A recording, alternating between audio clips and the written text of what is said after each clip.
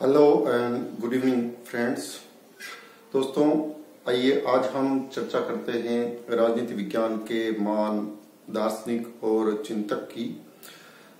ये वीडियो उन लोगों के लिए बनाया गया है जो स्कूल लेक्चरर और कॉलेज लेक्चरर एग्जाम यानी असिस्टेंट प्रोफेसर एग्जाम जो आरपीएससी द्वारा लिया जा रहा है, उसमें जो पॉलिटिकल साइंस से एग्जाम दे रहे हैं अभ्यर्थी, वो लोग इस वीडियो को जरूर देखें। इसमें हम चर्चा करने वाले हैं प्लेटो के बारे में। प्लेटो जो यूनान का एक महान राजनीतिक चिंतक रहा है, इसके ऊपर हम विस्तार से चर्चा करेंगे। जब बात आती है राजनीति विज्ञान की, तो उसकी जो फिलॉसफी है, उसका जो दर्शन है, उसकी शुरुआत जब मानी जाती है कि प्लेटो एक ऐसा व्यक्ति रहा है इस राजनीति विज्ञान विषय में जिसने सर्वप्रथम इस विषय पर एक विस्तृत चर्चा की दर्शन के रूप में। यहाँ पर मैं आपको बताना चाहूंगा कि प्लेटो सुकरात का शिष्य था। सुकरात महान दार्शनिक था। दर्शन शास्त्र की जो शुरुआत है वो सुकरात से ही मानी जाती है। सुकरात और प्लेटो का जो संवाद है, यानी उन दोनों के बीच में जो बातचीत होती है और वो तर्क पर आधारित है, उसकी शैली संवाद की है। प्लेटो ने जितना भी अपना दर्शन लिखा है, उस दर्शन का जो मुख्य आधार है, वो मुख्य आधार सुकरात और उसके बीच में जो बातचीत हुई, वो बातचीत उसका मुख्य आधार है। प्लेटो का जन्म एथेंस में होता है। आप देख सकते हैं कि 428 ईसा पूर्व एथेंस में एक अभिजात परिवार यानी कुलीन वर्ग में प्लेटो का जन्म एक संपन्न परिवार में होता है, एथेंस में होता है। मैंने यहाँ पे जितने भी शब्द लिखे हैं, ये प्रत्येक शब्द आपके लिए एक प्रश्न है। इस एक शब्द को लेकर मैं इस पे पूरी चर्चा करूंगा, क्योंकि जितने शब्द लिखे गए हैं उतने ही प्रश्न बनते हैं प्लेटो के ऊपर, और ये प्रश्न कई बार आरपीएससी के एग्जाम में पूछे भी गए हैं। तो सबसे पहले प्लेटो का जन्म कहाँ हुआ और कब हुआ? तो प्लेटो का जन्म एथेंस में होता है और 428 ईसा पूर्व में होता है। प्लेटो 347 ईसा पूर्व तक लगभग 80 वर्ष की आयु तक जीवित रहा था। प्लेटो की जो एज थी वो 80 वर्ष मानी जाती है। अब प्लेटो को प्रथम राजनीतिक दार्शनिक माना जाता है। अगर आपके एग्जाम में कहीं पे भी क्वेश्चन आता है कि राजनीति विज्ञान में जो प्रथम दार्शनिक है वो किसको माना जाता है, तो वह व्यक्ति है प्लेटो। प्लेटो बड़ा ही कमाल का व्यक्ति था। प्लेटो को अफलातून के नाम से भी जाना जाता है, क्योंकि वो शरीर में बहुत ही हट्टा कट्टा और मजबूत इंसान था, यानी उसकी कद काठी बहुत ही लंबी चौड़ी थी। अब बात करते हैं प्लेटो की जो ओरिजिनल नाम, यानी प्लेटो तो अपन उस नाम से जानते हैं। प्लेटो का जो ओरिजिनल नाम था वो था एरिस्टोक्लीज। एरिस्टोक्लीज प्लेटो का ओरिजिनल नाम है। ये भी एक प्रश्न बन सकता है कि प्लेटो का जो असली नाम था वो क्या था? वो था एरिस्टोक्लीज। और प्लेटो का जन्म होता है अभिजात परिवार में। कहाँ होता है? एथेंस में होता है। एथेंस में प्लेटो अपनी युवा अवस्था में दो प्रकार के शासन देखता है। पहला जो शासन है वो उस शासन प्रणाली को नाम दिया गया था 30 लोगों का शासन, यानी उस राज व्यवस्था में 30 लोग उस पूरी शासन प्रणाली को चलाते थे। सुकरात महान राजनीतिक दार्शनिक रहा है और वो प्लेटो का गुरु था। सुकरात को ऐसा कहा जाता है कि वहां के जो राजा थे या वहां के जो शासक थे, वो सुकरात पर यह आरोप लगाते थे कि सुकरात नास्तिक हैं और ये युवाओं को पथभ्रष्ट करता है, यानी ये युवाओं को बरगलाता है शासन के खिलाफ। तो दूसरा जो शासन था प्लेटो के जीवन काल में वो लोकतांत्रिक शासन था। पहले शासन ने सुकरात पर यह आरोप लगाए कि सुकरात नास्तिक हैं और ये युवाओं को पथभ्रष्ट करता है, और इस प्रकार 30 लोगों के शासन ने सुकरात को एक षड्यंत्र के तहत अपने जाल में फंसाया। उसके बाद जो लोकतांत्रिक सरकार थी या लोकतांत्रिक शासन था, उसने सुकरात को जहर का प्याला दिया था। सुकरात की जो सबसे बड़ी खूबी थी वो ये थी कि वह अपनी हर बात प्रश्न के रूप में, उसके जवाब के रूप में देता था। वो ये कहता था कि आप मुझसे हो सके तो जितने ज्यादा प्रश्न पूछो। लोग जितने प्रश्न पूछते वो उनको अपने तर्कों से काटता और ईश्वर को नहीं मानता था सुकरात। इसलिए सुकरात पे आरोप लगते थे कि सुकरात नास्तिक व्यक्ति हैं और वह युवाओं को पथभ्रष्ट करता है। अब ये दो शासन जो प्लेटो के काल में देखे थे, उससे क्या हुआ कि जब सुकरात को जहर का प्याला दिया गया उस समय प्लेटो ने एथेंस को छोड़ दिया और 11 साल के लिए प्लेटो इटली, सिसिली और आपके मिस्र यहां पे भ्रमण के लिए निकल गया, क्योंकि प्लेटो को लगा, और प्लेटो सुकरात की मृत्यु से आहत भी हुआ, इसलिए उसने एथेंस को छोड़ दिया। पर 11 साल के भ्रमण के बाद प्लेटो एक बार पुनः एथेंस में आता है और एथेंस में यूरोप की पहली यूनिवर्सिटी, आप कह सकते हैं ये वर्ल्ड की पहली यूनिवर्सिटी थी, अकेडमी। ये अकेडमी वर्ड जो हम सुनते हैं, ये अकेडमी या अकादमी, ये दुनिया की पहली यूनिवर्सिटी थी जिसका जो संस्थापक था वो प्लेटो था। और इसने 388 ईसा पूर्व, एकेडेमस एक यूनानी योद्धा था, एकेडेमस एक यूनानी योद्धा था और उसके सम्मान में प्लेटो ने अपनी जो यूनिवर्सिटी थी, जो संस्था थी, उसका नाम अकेडमी रखा। तो यहाँ पे ये एक महत्वपूर्ण तथ्य है कि जो अकेडमी है वो प्लेटो ने किसके नाम पर खोली थी। तो जो अकेडेमस एक यूनानी योद्धा था उसके नाम पे अकेडमी नाम से पहला विश्वविद्यालय प्लेटो ने खोला था, जहां पे दर्शन की शिक्षा दी जाती थी। अगला रेखागणित का ज्ञान। देखो इस बोर्ड पे लिखा हुआ दोस्तों प्रत्येक शब्द, मैंने आपको पहले ही बता दिया है, प्रत्येक शब्द एक प्रश्न है और इम्पोर्टेंट प्रश्न है। अगर आप स्कूल लेक्चरर और कॉलेज लेक्चरर की तैयारी कर रहे हैं, यानी असिस्टेंट प्रोफेसर की या व्याख्याता एग्जाम की प्रिपरेशन कर रहे हैं, और वे लोग जो प्लेटो के बारे में जानना चाहते हैं, उनके लिए ये अत्यंत महत्वपूर्ण है। रेखागणित का ज्ञान, यानी जो अकेडमी नाम से यूनिवर्सिटी प्लेटो ने खोली थी, उस यूनिवर्सिटी के मेन गेट पे एक लाइन लिखी थी कि यहाँ पे रेखागणित का ज्ञान जिनको नहीं है उनका प्रवेश निषिद्ध है, यानी उन व्यक्तियों को यहाँ आने की जरूरत नहीं है जिनको रेखागणित का ज्ञान नहीं है। इससे ये साबित होता है कि आज से लगभग इतने सालों पहले, लगभग 2500 साल पहले जो यूनान था वो ज्ञान का केंद्र था।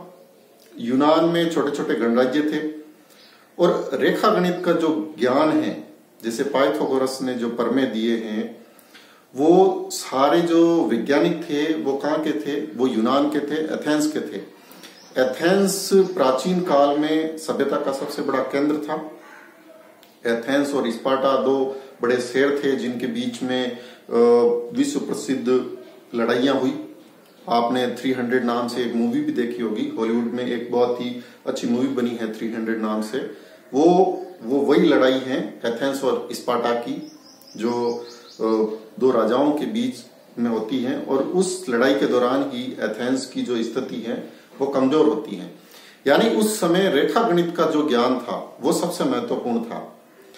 रेखागणित का ज्ञान यानी ये जो त्रिभुज, वर्ग, आयत, ये सारी चीजें, जो अंतरिक्ष में तारे की आप स्थिति देखेंगे, तारों की एक स्थिति से सारे, जब आप रात में अगर अंधेरी रात में सोते हैं और ऊपर आसमान देखते हैं तो आपको ये सारे रेखागणित के जितने भी चित्र हैं ये सब अंतरिक्ष में आपको बनते हुए दिखाई देते हैं। आप त्रिभुज देखेंगे, चतुर्भुज देखेंगे, पंचभुज देखेंगे, षटभुज देखेंगे, वर्ग देखेंगे, वृत्त देखेंगे, किस प्रकार से सप्तऋषि मंडल किस प्रकार से बनता है। तो ये रेखागणितीय ज्ञान उस समय कितना महत्वपूर्ण था। प्लेटो ने जब अपनी यूनिवर्सिटी खोली तो उसने उस यूनिवर्सिटी के मेन गेट पे ये लाइन लिखवाई कि जिस व्यक्ति को रेखागणित का ज्ञान है उसको इस विश्वविद्यालय में आने की आवश्यकता नहीं है। अब बाद में क्या हुआ कि प्लेटो वापस जाता है सिसिली। सिसिली में एक राज्य था सिरियाक्यूज और उसका शासक था डियोनाइसिस। डियोनाइसिस ने प्लेटो को बुलाया और वो प्लेटो से दर्शन की शिक्षा सीखना चाहता था। उस समय के दार्शनिक यानी एक शासन प्रणाली में शासक थे। प्लेटो की जो विचारधारा है, जो दर्शन है, उसमें दार्शनिक राजा के पद को धारण करने की योग्यता रखते हैं। प्लेटो ने 2 बार प्रयास किया, वो डियोनाइसिस को दर्शन की शिक्षा देने गया, पर डियोनाइसिस एकदम ढीठ था। वो प्लेटो से कुतर्क करता था। प्लेटो जितनी भी चीजें उसको बताता था वो उसके विपरीत उससे प्रश्न पूछता था। तो प्लेटो अपने मकसद में सफल नहीं हुआ। डियोनाइसिस को 2 बार दार्शनिक शिक्षा प्रदान करने की कोशिश प्लेटो ने की।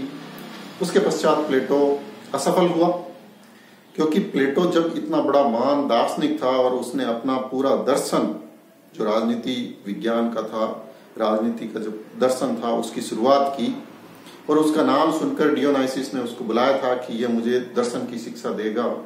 परंतु यहाँ पे देखो सबसे इंपॉर्टेंट बात क्या है, स्टूडेंट अपने गुरु पे विश्वास करता है या नहीं करता है, ये सबसे महत्वपूर्ण है। अगर आप स्कूल में, कॉलेज में, यूनिवर्सिटी में या किसी भी कोचिंग क्लास में जाते हैं और अगर आपके मन में एक ऐसा प्रश्न है कि जो सामने खड़ा व्यक्ति है बोर्ड पे जो मुझे पढ़ा रहा है और वो व्यक्ति जो बता रहा है, अगर आपको उसके ऊपर संदेह है तो कहीं ना कहीं आप उस व्यक्ति की बात को समझने का प्रयास ही नहीं करेंगे। अगर आप कच्चे मिट्टी के घड़े के रूप में विद्यालय में जैसे बच्चा छोटा प्रवेश करता है और शिक्षक उसको छोटी छोटी चीजें पढ़ाता है और जब वो स्कूल से बाहर निकलता है तो उसके पास ज्ञान का कुछ भंडार रहता है। अब शिक्षक के प्रति समर्पित होना सबसे इंपॉर्टेंट है, क्योंकि अगर आप जो ज्ञान दिया जा रहा है उस ज्ञान की सत्यता के बारे में नहीं जानेंगे तो आप उस पर कभी विश्वास नहीं करेंगे। तो यही हुआ डियोनाइसिस के साथ। प्लेटो द्वारा जो दर्शन का ज्ञान उसको दिया गया था, डियोनाइसिस उसके ऊपर विश्वास नहीं करता था, उसकी वजह से प्लेटो असफल हुआ। प्लेटो ने कुछ महत्वपूर्ण पुस्तकें लिखी और प्लेटो की एक पुस्तक है रिपब्लिक, जो पहली पुस्तक है प्लेटो की। यहाँ पे एक इंपॉर्टेंट चीज और है, प्लेटो की जो शैली थी वो संवाद शैली थी। प्लेटो ने अपनी जितनी भी किताबें लिखी, ये इंपॉर्टेंट क्वेश्चन है, कई बार पूछा हुआ है आरपीएससी में। प्लेटो की जो शैली है वो संवाद शैली है, यानी बातचीत का एक तरीका है। प्लेटो ने अपनी जो किताबें लिखी उसमें कुछ कैरेक्टर हैं, वो कैरेक्टर आपस में बातचीत करते हैं और कुछ निष्कर्ष निकलता है, यानी उसका जो दर्शन है उसका जो माध्यम है वो बातचीत का तरीका है। प्लेटो लिखता है रिपब्लिक। वर्तमान में रिपब्लिक का मतलब किससे है, यानी गणतंत्र से है। पर यहाँ पे जो रिपब्लिक है वो रिपब्लिक ओरिजिनली पोलिटिया शब्द से बना है, यानी ये एक यूनानी शब्द है और इसका मतलब है कि जो शासन की व्यवस्था है, यानी शासन की व्यवस्था से तात्पर्य है रिपब्लिक का। रिपब्लिक शासन की व्यवस्था के बारे में चर्चा करता है और इसका जो उपशीर्षक है उस उपशीर्षक का नाम है न्याय, यानी कंसर्निंग जस्टिस।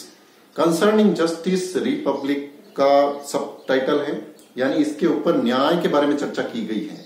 एक शासक को किस प्रकार शासन करना चाहिए, इन सारी चीजों के बारे में रिपब्लिक बताता है। रिपब्लिक के अंदर कुल 10 अध्याय हैं। कितने अध्याय हैं? कुल 10 अध्याय हैं।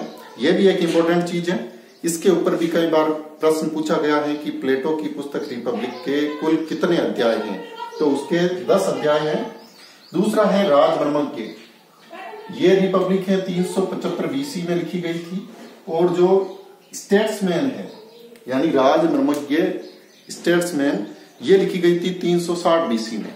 अब स्टेट्समैन प्लेटो की दूसरी किताब है और ये राज्यों का वर्गीकरण यानी जो क्लासिफिकेशन ऑफ स्टेट्स कितने टाइप्स के हो सकते हैं, इन सब चीजों के बारे में चर्चा करता है प्लेटो अपनी पुस्तक स्टेट्समैन यानी राजमर्मज्ञ के बारे में।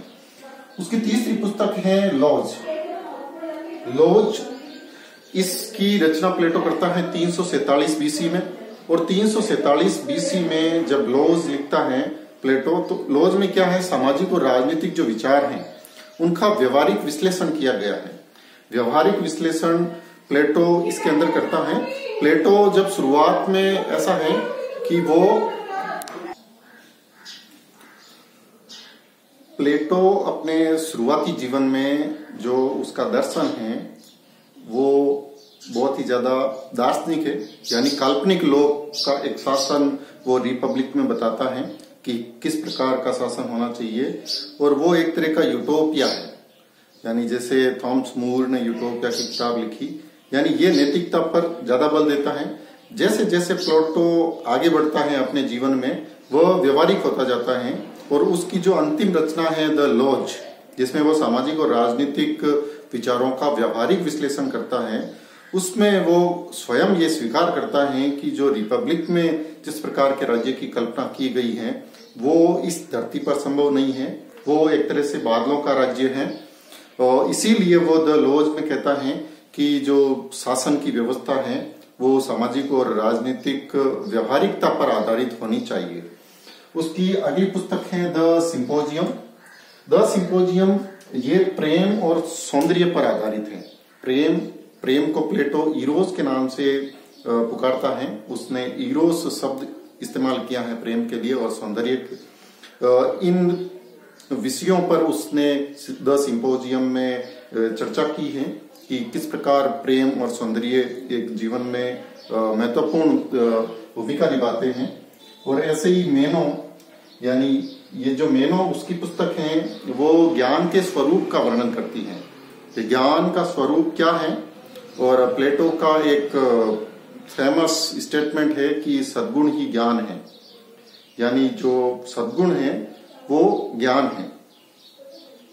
इस प्रकार द अपोलॉजी ये सुकरात का बचाव करता है, यानी जो सुकरात पे मुकदमा चलाया जाता है एथेंस के शासन में और उसे जो जहर का प्याला दिया जाता है, तो इस पुस्तक में प्लेटो सुकरात का बचाव करता है, क्योंकि सुकरात पर जो आरोप लगे कि वो नास्तिक है और युवाओं को पथभ्रष्ट कर रहा है। तो द अपोलॉजी में प्लेटो सुकरात के बचाव के लिए जो जो बातें कहता है उसमें द अपोलॉजी में वो सारी बातें बताई गई हैं। और यहाँ पे एक इम्पोर्टेंट बात है कि द अपोलॉजी का गुजराती में अनुवाद गांधी जी ने सत्यवान के नाम से किया था। ये एक इम्पोर्टेंट क्वेश्चन है। सत्यवान द अपोलॉजी की गुजराती में अनुवाद है और ये महात्मा गांधी ने किया था।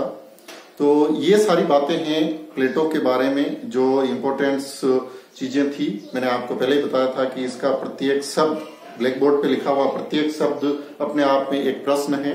हम प्लेटो के ऊपर पूरी डिटेल में चर्चा करेंगे। ये मैंने एक शॉर्ट्स वीडियो बनाया है क्योंकि प्लेटो अपने आप में बहुत बड़ा दार्शनिक है। आगे हम चर्चा करेंगे प्लेटो की 1 by 1 थ्योरीज के बारे में। इन सारी पुस्तकों पर पूरी डिटेल से चर्चा करेंगे, किस प्रकार प्लेटो ने केव थ्योरी दी और उस प्रकार कई सारे सिद्धांत दिए प्लेटो ने शिक्षा के जो सिद्धांत दिए, या फिर जो नारी साम्यवाद की अवधारणा क्या था प्लेटो का नारी साम्यवाद, इन सब मुद्दों पर विस्तार से चर्चा करेंगे। इसके लिए मिलते हैं अगले वीडियो में। आज के लिए इतना ही।